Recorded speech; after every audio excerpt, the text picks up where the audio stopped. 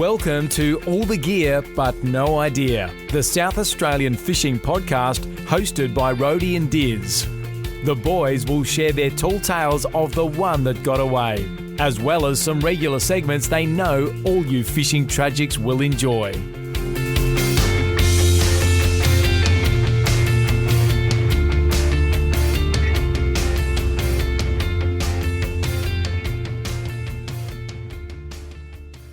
G'day and welcome to All the Gear But No Idea, the South Australian Fishing Podcast, episode 133. Dizzy, we have got two huge guests and I can't wait to get into it. Mate, I love a double guest episode. Don't you?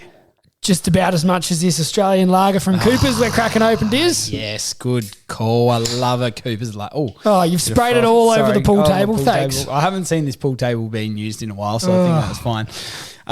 Very good, Rhodey. We have some huge guests coming up. One that is extremely topical in Faith Coleman, marine biologist for the Algal bloom. Yes, and Diz, Mike he's the man behind Survival First Aid, which is a great product that do these like custom first aid boxes for all your sort of activities, your full driving, your fishing, your family, whatever else. You tell them what you want to do with it and where you want to go, and they customise a little pack for you, Diz.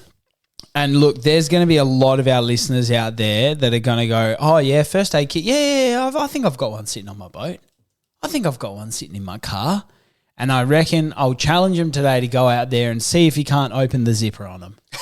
Because I reckon a fair few of those first aid kits are going to be sitting on your boat. The zip's going to be absolutely rusted to buggery. Everything within it's going to be cooked. And you're going to need to jump on the Survival First Aid Kit website. After you've had a chat to Mike, you'll hear about all the good reasons why you should be doing that ASAP. And we're looking forward to having a chat with him. But Rhodey, before we do all of that, we are going to, of course, get through some of our usual segments. So I'll let you open us up with your orange. Dizzy, I know we're well into footy season. We'll touch on that in a minute. But cricket season has just wrapped up and our boy Alex Carey made a big 100 in the Shield final and brought the Sheffield Shield home for the South Australians. Good on him. It was epic. It was the Shield match did get a lot of airtime in SA because, of course, there was that little bit of should we say tension, whether it was going to be played at Adelaide Oval, whether it was going to be played where it was in the end. But it was a big ton by our boy Carey, a fantastic bloke who's been on our podcast before. Yes, and the media's loving him now. Yeah. You know, like there's been he's a great guy. Bit of talk about should Josh Inglis be in the team. Let's just put them both in, Diz. Everyone's talking about how great a bloke he is, and we have to agree, and he's a great fisherman too. Good call. All right, I'll roll that into my orange. It's just that, mate, it's this time of year where you really rub your hands together for the public holidays coming up, don't you? Oh, it's a treat. What do we got? We've got a 4-day week, then a 3-day week or something? Well, mate, we're rolling into gather round, so there's a fair bit of excitement. There's a fair bit of buzz about it. We're pretty much riding this week off, aren't we? You're getting pumped about a fair bit of footy coming on locally in the state. Then you roll that into a 4-day week. You roll that into a 3-day week. It's epic, mate. Oh, yeah, and we're going fishing. That's always good, Diz. It's been a little bit harder for us personally with a couple of little babies on the scene, so we're getting over to Yorks and fishing on Easter. Good call. All right, I'll roll that straight into my lemon, which is that, yes, it is gather round, but bloody work's getting in the way of me getting to a football game that I wouldn't mind being there. But mate, don't you run the show down at this pharmacy? No. Isn't one of your responsibilities as manager rostering? Yeah. Look, stop putting yourself on weekends, Jeff. There's been a lot of leave, mate. People need a holiday. Who grants them leave? Need a holiday. I don't know. Do you have a calendar when you let these people off work? Some snuffed that. All right, that's your own fault. I'm going to go with my lemon is we are both Power fans. Everyone knows that. And we are going absolute crap. Oh, yeah, they're horrible. Actually, that's probably one thing that it's not really a lemon. If I don't have to go and watch Port get smacked by 10 goals, the Hock Bowl Hawks. Do you think we're a chance? Will Day out? No. Backs against the wall? Well, the only thing I'd say is there's a bit of drama and a bit of theatre to it. There is. I reckon Kenny might fire the boys up. I hope it's a good game. Hawthorn was 0-5 last year. Turned it on. We're only 1-3. You never know. We didn't start well last year either. We didn't. Yes, we did. Did we? Yeah, we did. We flogged West Coast round 1. I think we won 4 out of our first 5. We flogged Essendon in Gather Round. Did we have a dodgy patch We lost in to the middle or Melbourne over Easter. I reckon that was our only loss in the first 5 weeks. something? Yeah, I don't have an elephant brain like you when it comes to footy, so that'll be fine. But anyway, we're not going great at the moment. Hopefully the boys can turn it around. All right, Dizzy, let's get into our merch and social media. And we've been shouting out for a voice memo, Diz, and Dan Way, the fishing guru, has delivered. I'm surprised it took him this long, Dan. Great man. Thank you very much. Let's listen. Hey lads, it's your friendly neighbourhood fishing guru here. So just listening to your last podcast and in relation to your question regarding the correct plural for platypus, we had this exact same discussion with one of my clients a couple of weeks ago, and turns out it's platypuses. So I was incorrect. I was calling him platypi and he shot me down pretty quick. So hopefully that helps. Cheers. Good on you, Dan. I must say, look, I've slept with a fair bit on my brain about those plural platypus, and I feel exceptionally relieved that we can now rest easy knowing it's platypuses. I maintain platypi sounds better. I still think you could get away in a social circle saying that there was multiple platypi, but yeah, it will take somebody with a fair bit of knowledge on plural animals to just shoot you down. So, but look, we know the answer, and that's the most important thing. All right, Dizzy, send us in your social media voice memos, Facebook, Instagram. You'll get on the podcast. How many people in the street, Diz, not full randoms, but people you sort of know, say, what have I got to do to get on your podcast, mate? This is it. This is your chance. Yeah. You don't have to achieve anything. Just ask us a good question, you'll get on. Ask us a voice memo. Good call. It's not Your hard. 5 minutes of fame. It's not hard. These days you can just record a message and send it to us as a text. You certainly can, Diz. Now, let's keep moving. This is what everyone has been discussing. We're going to get into the news segment, Diz, and as soon as I press this little button for the intro, we're going to be joined on the other side by Faith Coleman, our resident South Australian marine biology guru. Diz, let's get her on the line. Rhodey and Diz have been searching far and wide to bring you the latest news across all fishing in the state, and will give you the rundown on what you need to know.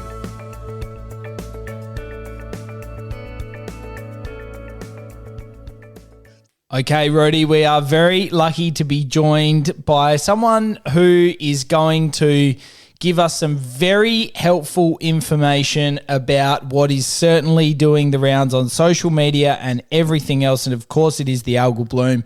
Rhodey, we're lucky to be joined by Faith. Now, thank you very much for joining us on the show. Thank you very much. It's always fun. It is always fun, and we get you on for these big issues, Faith. We've had you on before, and we thought, who else would we go to explain this algal bloom that has been making everyone across the state a bit nervous. There's been lots of chat, lots of media reports in the last couple of weeks. Started at Waitpinga on the Fleurieu Peninsula. It's now spreading a little bit further than that, and we're gonna chat all about that, Faith. Of course, absolutely. And for once you didn't say what so many do, which is it's muddy, it's bacteria, it's ooze, it's Faith. All right, Faith. So tell us what we know at the moment. All right. So it's actually, we've been having bloom issues as far down as Robe, and they've been reporting issues with blooms of what we think is possibly a diatom, but I'm not sure at the moment, since last year. And so the bloom that we're seeing now it started in Waitpinga, and it started by all accounts about the 7th or 8th of March. So it's been going ever since then.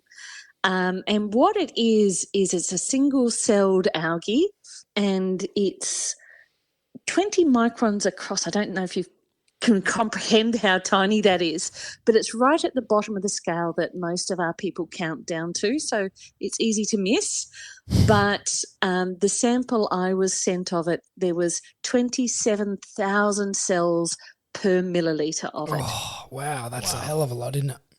Yeah, and it's something called Carina mikimotoi, and it was first detected in Japan in 1930 something, and it travels around the world in ballast water. So it's found almost everywhere in the world now, and it's everywhere it goes. It's slightly different because it lives in a slightly different environment. Very interesting, the ballast water, isn't it? Now, tell us, Faith, is this something we've had here in South Australia before in years gone by?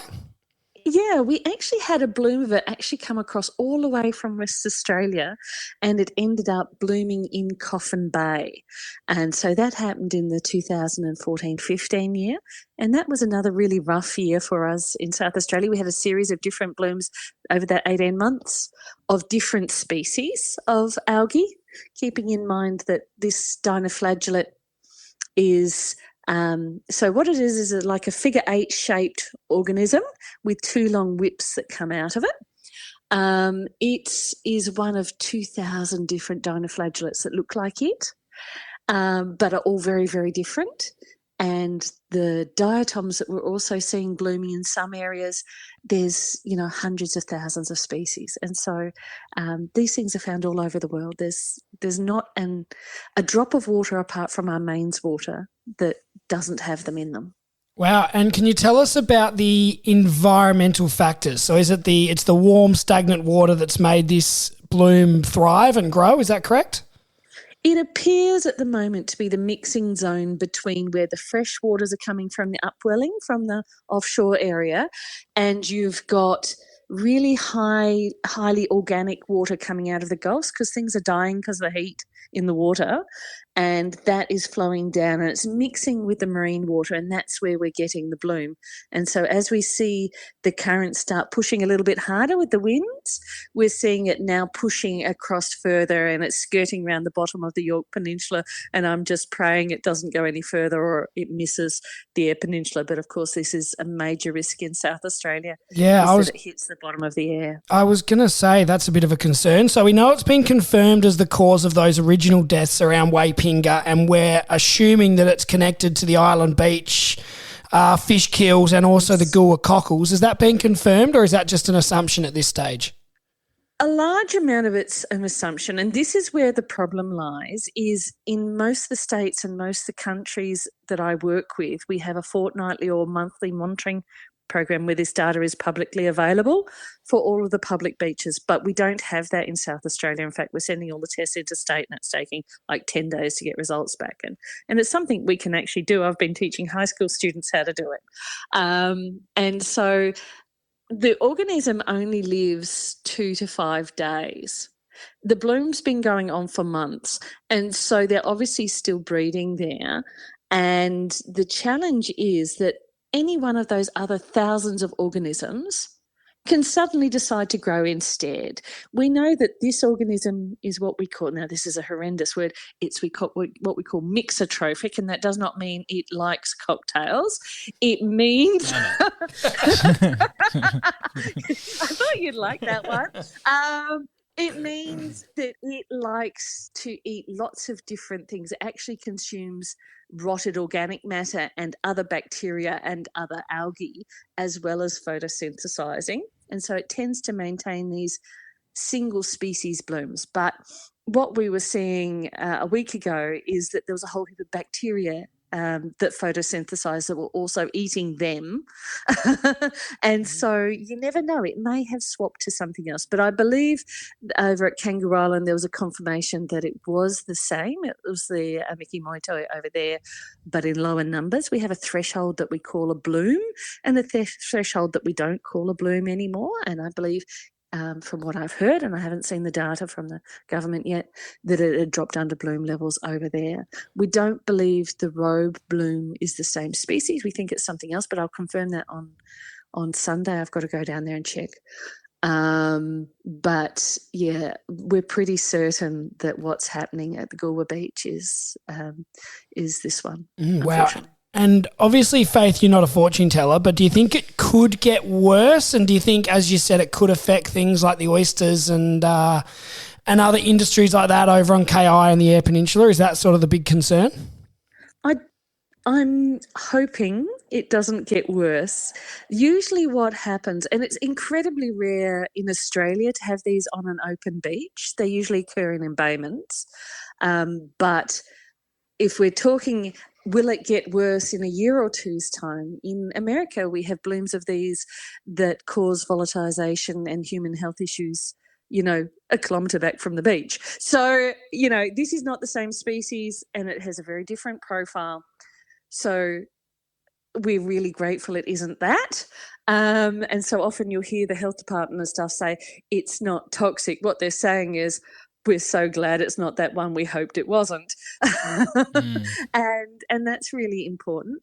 But yeah, so as far as this year goes, there's not much we can do other than wait for it to pass.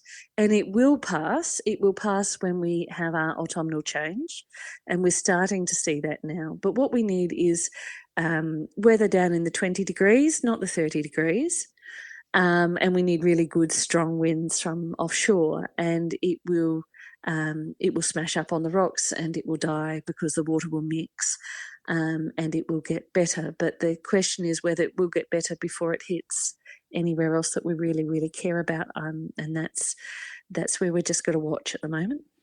Okay, fair enough. So that is some very helpful information. And now I will pose a question to you, except for all of your everyday punters posting wild conspiracy theories about how this might have happened. How can any everyday recreational fishing person help out, Faith, except for waiting and watching and hoping that it doesn't do any further damage? Can they send information anywhere? Can they submit photos? What's the best way to help? There's a series of things. The first one is keep yourself safe. If a fish looks sick, I wouldn't eat it. If the cockles are dying on the beach, don't try. Just leave them. We are not that desperate. Move on, because even if this is not going to cause you health issues, some of the rotting processes will. And so that's the first thing, keep yourself safe. For people who are finding the area irritating, move out of it. If you can. And once those things are done, I love seeing photographs of the dead animals put up online through iNaturalist. Social media works as well, but I know RecFish is doing a lot of work in this space trying to get records. That's really important, because that means researchers like I can go back and document it later. If you're really concerned about your beach or your special area, Perry and I, so Perry Coleman, who runs Delta Environmental, and myself have the equipment to do the testing and identify what it is. You're always more than welcome as community members to send us samples, and we will analyse them free of charge, because none of us cause this. And so that's important. And then, of course, what we really need to do is we need to recognise that this is a climate change thing, but it is also a legacy of the fact that we've destroyed the habitats in the Gulfs and the marine zone. We got rid of the oysters, the pinna, the seagrass. And so we need to really honestly talk amongst ourselves about how we restore those. Very good, Faith. Now, the only other one I want to ask you a couple of things. One theory, that there's some ridiculous theories on Facebook and all that, which we've all seen, but the only one that, sounds like it could potentially have something to do with it in a wild world is the desal plant and increased salinity. Do you think that could have anything to do with it, Faith? I think there's a matter of scale. And so we're looking at tens of thousands of square kilometres of bloom. The desal plant, even at its peak capacity, is a very, very, very small volume. And what we know is that when water goes up the Gulf, and we know it goes up the other side of the Gulf and it comes back down along the Adelaide side, it goes out over those salt marshes. And what we know is the increase in salinity over those salt marshes up the Gulf and so forth is many, many, many times what the desal plant is. So there's a matter of a scale. The other thing is we know that salinity doesn't cause blooms. Organic matter and stuff dying does. And there is a chance that the desal is contributing a small amount to this equation through it makes a heavy brine and it hits things and they die. But the scale is like teaspoons to truckloads. We would need many, many times that desal to cause this level of damage. Very good. That's answered that one for us, Diz. And the last thing I wanted to ask you, Faith, is that we've all talked about, you've spoken about the warm, stagnant water contributing to this. Why is it happening sort of down on the southern Fleurieu rather than up in the Gulf where you would presume the water is more stagnant and more warm? It's that conversation around mixing zones. So with an estuary, when you see, and your fishermen will know this, when you see water in a river discharging to the Gulf or something, there's an area which we call the turbidity maxima, which is where the fresh water and the salt water meet and the water gets really, really murky. And that's what's happening here is you've got the Gulf stagnant, low oxygen, warm water hitting the fresher, it's a weird word, isn't it? But fresher marine water with the low nutrients. And it's the biochemistry in there where it mixes that causes this algae to thrive. Very good. That's pretty comprehensive there, Faith. Now, lastly, over Easter and the long weekends coming up, should people be swimming, surfing, fishing around these waters? Would you say if it's sort of a bit further offshore, tuna and things like that, you're okay? Or I would say that if you think the water's looking weird, don't go in. So I was always told if it is foamy, if it's got strange bubbles and oils and films, or if it has a strange colour, stay out. But it's South Australia and we have so much coastline that's beautiful. We can always go somewhere else. That's a great way to end. Thank you very much, Faith. I know there's a lot of people out there that are watching this closely. I think it's important for us to thank you for all of your efforts. I'm sure you're getting absolutely inundated with questions, queries, wild conspiracy theories and the likes.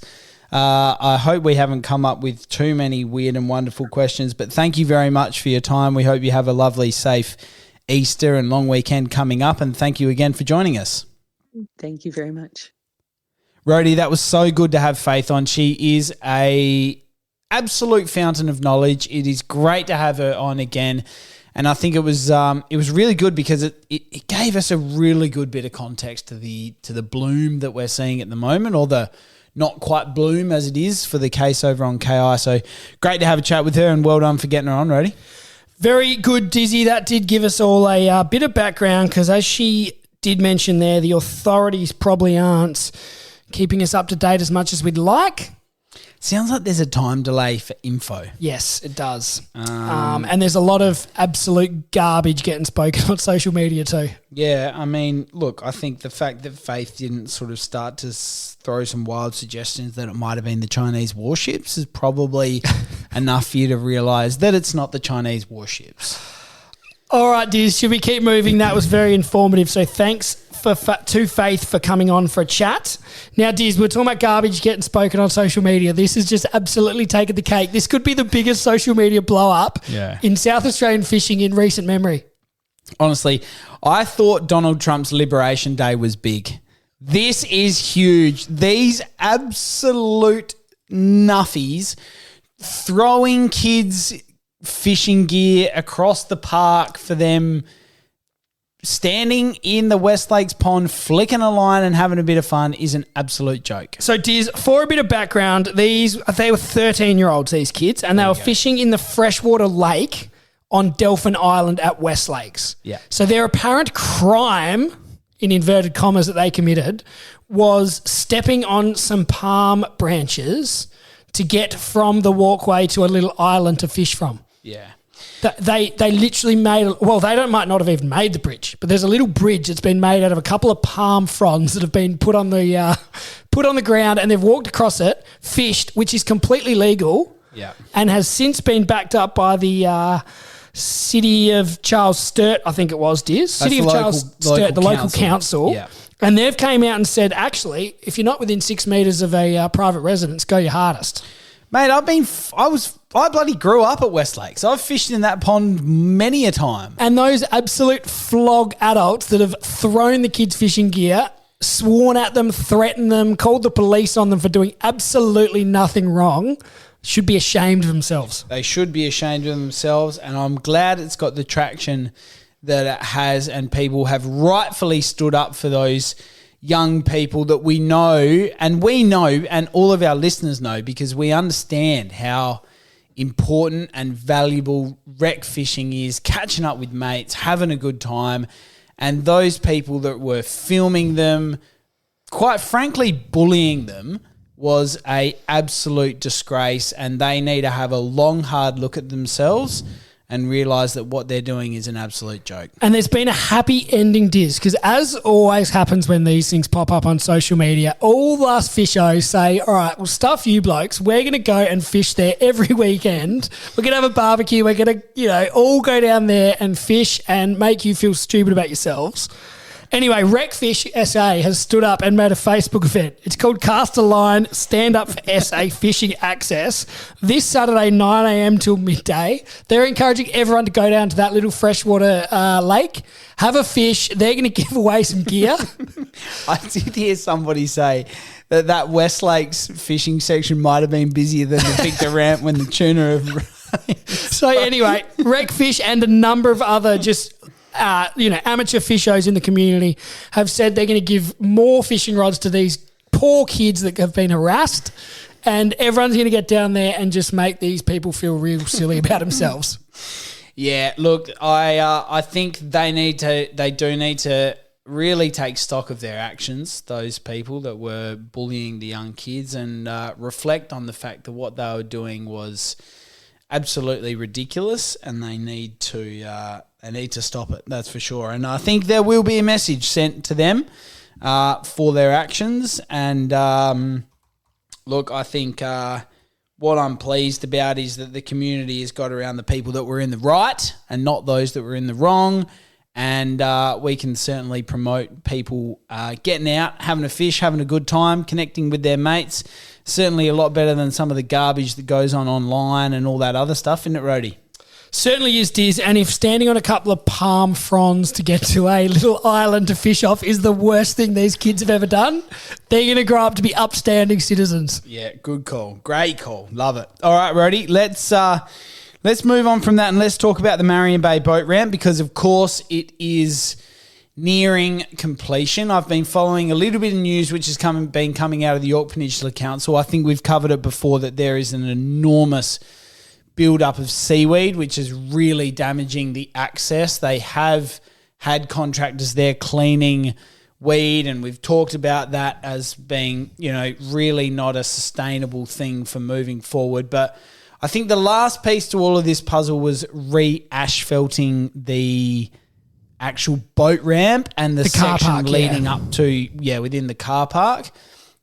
And I think they've actually brought it forward. So the latest post that I saw was that they're now only going to need to be closed for like a day and a half. Yeah, this says 2 days, Thursday the 10th of April and the 11th of April, and says it should be up and going by Easter, Diz. And I think we're still of the understanding that someone is being paid to clear the seaweed every day from the new boat ramp. And we're also of the understanding that the old boat ramp's going to be left there for emergencies or maybe busy weekends, but may potentially have a padlock over it at other times. Yep. So pretty much if you launch in the morning just after the boat ramp's been cleared and you get your boat in the water, good on you. If it gets weedy when you're out fishing at Althorpes for the day, I don't know what you do. If there's a big padlock over the old boat ramp that's sitting there weed-free, I don't know what you do. Maybe you just grab some bolt cutters and say I had no other option. Yeah, I was going to say, is it sort of a pack your angle grinder for an Althorpe mission type of option? Anyway, Diz, I have reached out to the marine engineers that were involved in this project to try and get them on the podcast, and we will await an answer from them.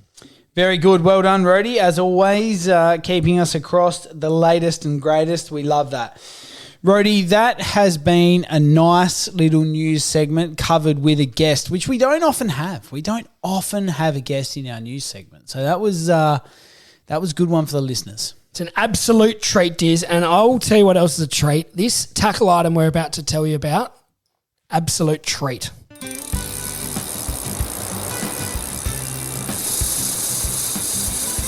Now it's time for Rhodey and Diz to really show you what it means to have all the gear with a lot of idea as they review a tackle item of the week. Righto, Rhodey, this is an absolutely brilliant tackle item of the week. And of course, we are talking very specifically about the 3-year servicing plan for your newly purchased Stella. So this is some fantastic news coming out of Shimano, and they are genuinely paving the way and breaking some ground here, because if you are going to be purchasing a Stella recently or soon to be when it hits the market, Shimano is offering an exclusive 3-year free servicing plan. So these, look, of course, any piece of equipment that you have deserves the love and attention of servicing. And when you purchase one of these absolute top class, top of the range pieces of equipment that Shimano have, of course, is the Stella, you're going to get 3 years of free servicing, which just adds an enormous amount of value to your purchase. Dizzy, it's pretty unbelievable they're offering that. I think that's a really good deal. If you're going to spend, like, we know they're an expensive item. If you're going to spend that much money on a reel, you want to look after it. Yeah. And if you've got that 3-year servicing, there's absolutely no excuse not to.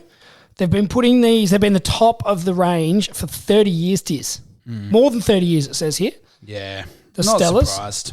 And packed with heaps of game-changing gear. So I'm reading here the Infinity Loop. This is something I liked, is so ultra-slow oscillation ensures the line is laid nice and smooth and really beautifully down, so you can cast a lot further. It's got extra tough drag, as we'd expect. It's got a heat And smooth drag. and a heat sink spool, which regulates drag heat build up to maintain peak performance, Diz. Yeah, it's no wonder all of your absolute top class anglers are selecting Shimano, and they, especially some of those guys that are just flicking stick baits, top water fishing, all that sort of stuff, they're always using Stellas. It's a no-brainer. And the other thing I wanted to mention is the Infinity Drive increases winding torque by up to 26% for effortless power. Good stuff.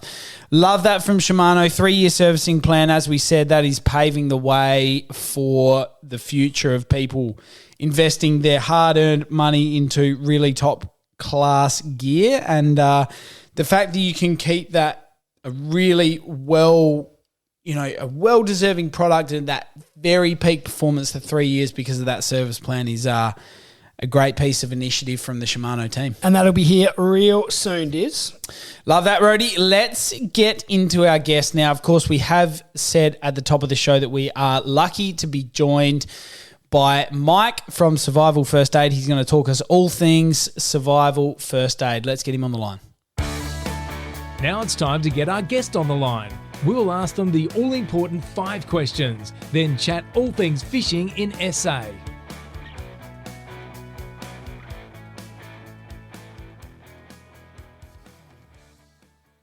All right, Dizzy, we've got Mike. He's the man behind the great brand Survival First Aid here on the podcast. Mike, welcome aboard. Thanks, lads. I'm very happy to be here.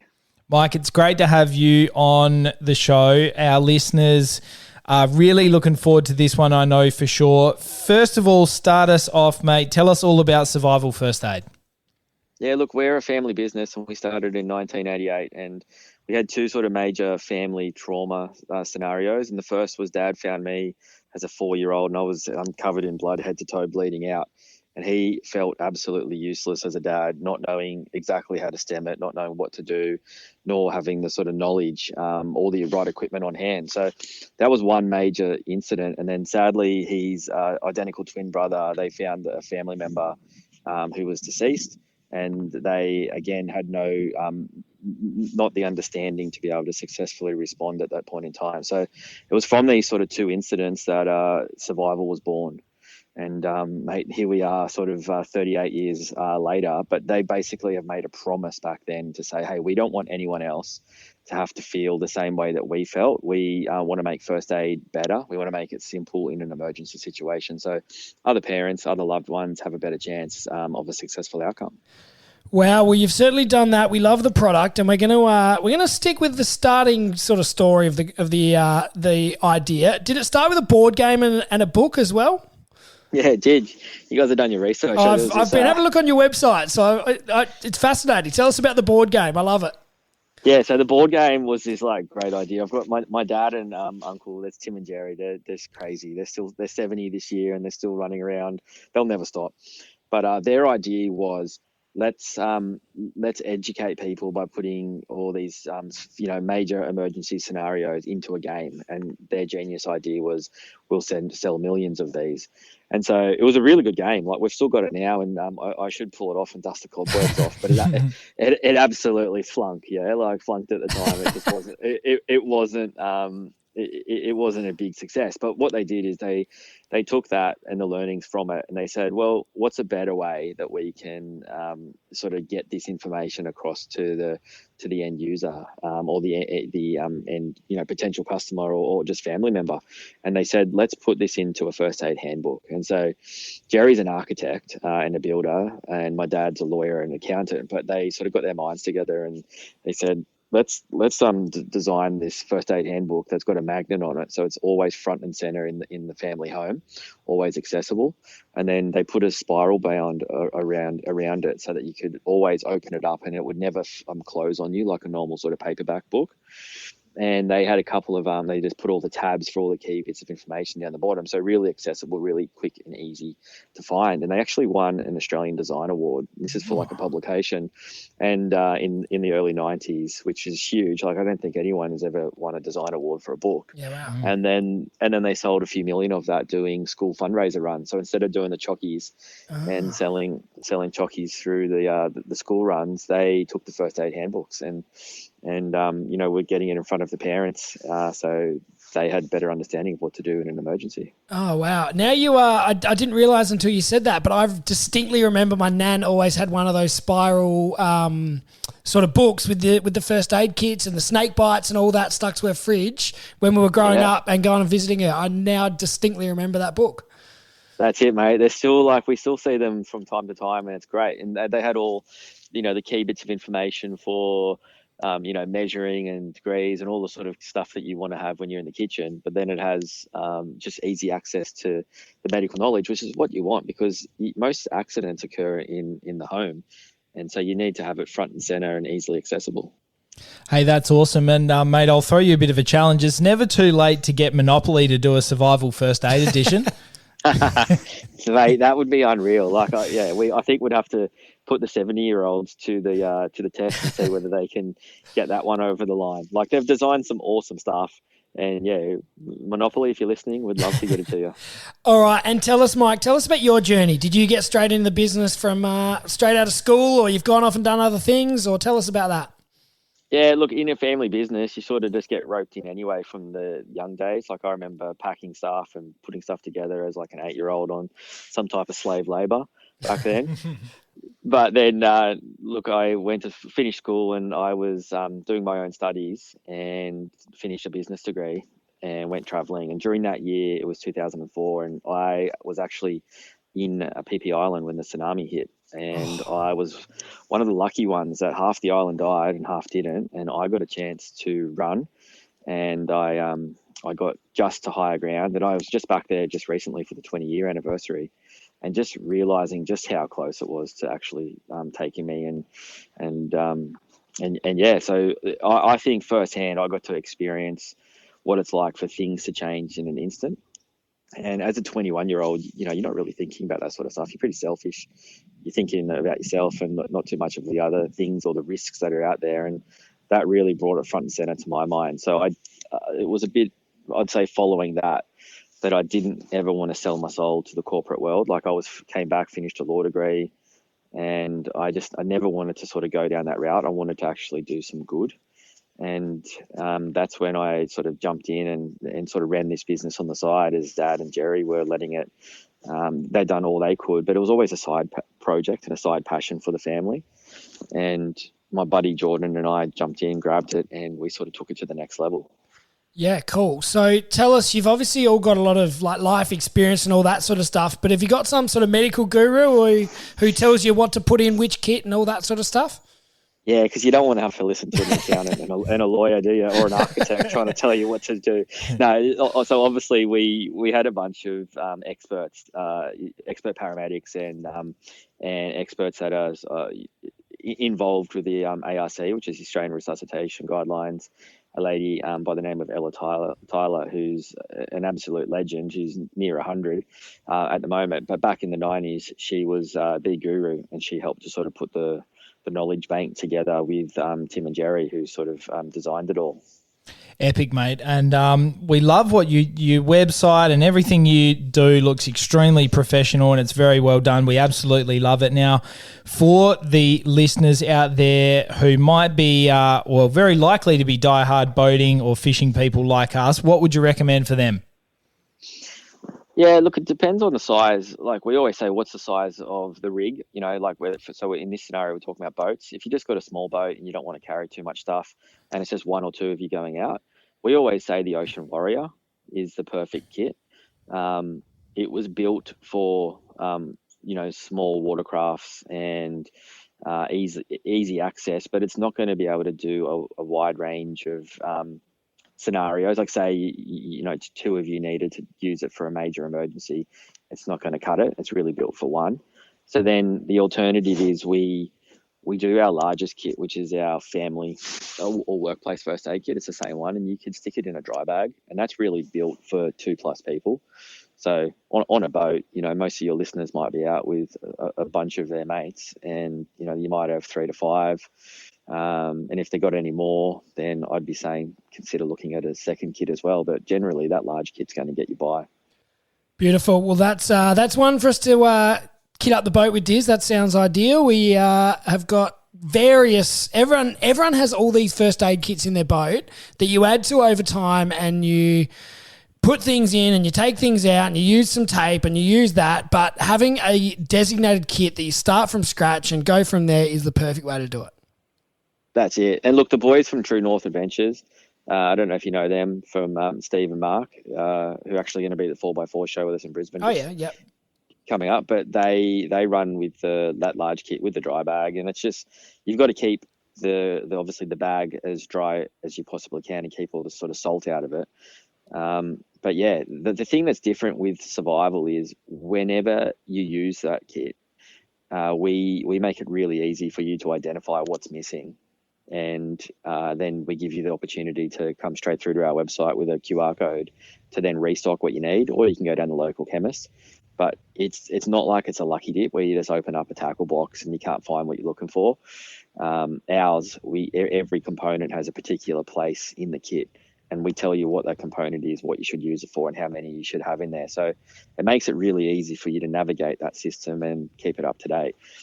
Which you boys are well used to having tackle boxes and all your stuff in it. And you might know exactly where everything is in your own tackle box, for your fishing gear I'm talking about. But then your mate comes over and needs to get some stuff, and they might not be able to navigate it as good as you. And so we relate that to a first aid scenario. Like if you've got your own sort of basic first aid set up, and then you're the one that's injured and your mate's got to look after you, you need them to be able to have a good opportunity to, save a life or prevent serious harm. And if you've got a pretty average first aid kit, then you're not going to have a good chance at a successful outcome. Oh, yeah, 100%. I mean, look, as we relate it to us, if you go into your tackle box and you don't have a swivel, that's a real pain in the ass, but it's a bit different if you really need something in an emergency situation. You don't want to be run out. So we do love that from your kits, that it's easy to restock and make sure that you're ready to rock and roll for the next adventure. Yeah, for sure. Awesome, mate. Now tell us also, we're really keen to hear a bit about the iFirst Aid app. Yeah, I was just about to jump in there, and I thought you guys might ask this. So look, this is a great, the app came from the First Aid Handbook, which was made in the 90s. And, in the early 2000s, the apps coming out, Tim and Jerry said, let's make this always accessible at the person's fingertips, because, phones are coming out and, we see how everyone's glued to them now. So the app was made with really good step-by-step instructions and really good graphics to make it as easy as possible for anyone dealing with an emergency situation.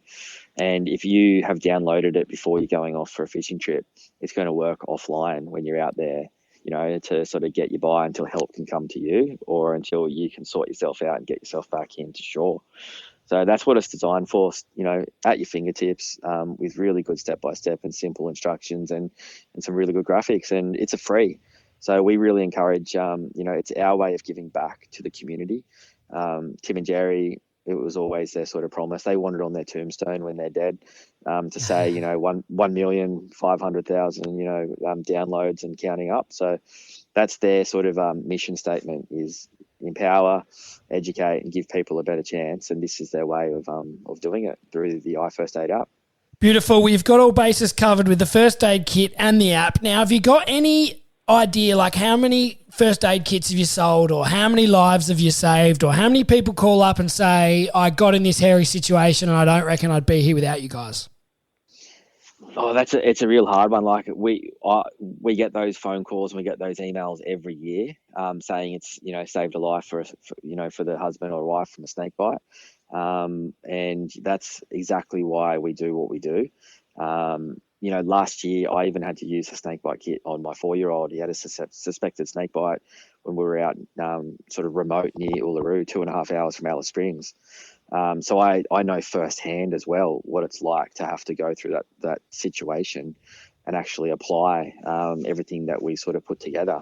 And, I was able to stay calm, cool and effective and in control during a very stressful situation, and then have to drive 2 hours to get in hospital. So, you see this in your own life, and why we've put this all together is to make it as easy as possible for others. So, mate, to answer the amount of people, I'm not sure, but we get that feedback, and it's really awesome to hear. It's exactly why we have done what we've done, and I have no doubt that it's saved thousands of lives or prevented serious harm over the course of Survival's existence. Yeah, 100%. And I'm sure that just, like you say, just continues to reinforce the purpose that you are, mate. And you certainly, I can hear it in your voice, the passion that comes across. And it's been absolutely fantastic to have you on the show. Seeing as you are joining the two boys from All the Gear But No Idea, do you dabble in any fishing yourself? Yeah, I'm one of those guys that has no gear and no idea. But I do. Well, I have some gear, yeah, and it's very basic. So I'm that type of guy that goes out there with some gear and has no idea. But I'm the type of guy that loves having a mate that's got a boat, and so I've got to give a shout out to my good mate Mitch Braun, who we travelled and did the 12 months around Australia in 2023, and he brought his boat and took me out the back of Ningaloo and off the Eyre Peninsula and all over the place and Rapid Bay down at South Australia. And mate, I had such a good time chucking the line out and trying to catch fish. It was awesome. Yes, beautiful. Well, that's a fair trade. You bring the first aid gear, he brings the boat, he catches the fish, you keep everyone alive, so we're all happy. Yeah, it's a good win, mate. When he was pulling up those big puffer fish in Ningaloo, or somehow he kept on getting them, or trying to pull them up and the sharks were taking them. That was for me a whole new experience on a little the little boat out the back, 3 k's off Ningaloo Reef. It's you see how vulnerable you are, but you also, it's just magic pulling in those fish. Oh, it definitely is. Now, Mike, tell us, we've loved chatting with you. Where can people get your products? Where's the best spot to go? Yeah, look, survival.net.au, that's the website. Everything's on there. And, people get a bit of choice confusion thinking about all this, but it's pretty simple. Just, you got to start somewhere. Get a kit that you think suitable for you. And if you're not sure, always reach out. My wife's on social media. She's responding to all the questions there through Instagram and Facebook, and we've got a good team that are answering the phones and any emails that want to come through. But survival.net.au, and there's a bunch of retailers that are starting to take the product on now as well, which is great to see. So you should start to see it closer to you in the coming months as well. Brilliant, Mike. Keep up the great work. Thank you very much for joining us, mate. And all the best for everything, and we'll certainly keep in touch. Thanks, lads. Appreciate you having me today. All right, Dizzy, that was great to chat with Mike Tyrrell he's the CEO of Survival First Aid. He is a guru, Diz. Great story and a great product, which is, as we said, versatile for whatever your first aid needs are. I like it when a company works out how to market their product but make it very easy to use, very easy to purchase, replenish, and that sort of thing. It's solving the customer's need, mate. It is, Diz, and we're going to get our hands on a couple of these first aid kits and give them away to a couple of deserving listeners, so keep your eye out for that one. Absolutely, and thanks to Mike and the team for allowing us to spread the good word about their product and give a few away, so we can't wait for that. We'll watch that one really closely. Rhodey, let's get into the fishing report, mate. Rhodey and Diz have been out on the water to bring you the news about where they're biting. Now it's time for the fishing report.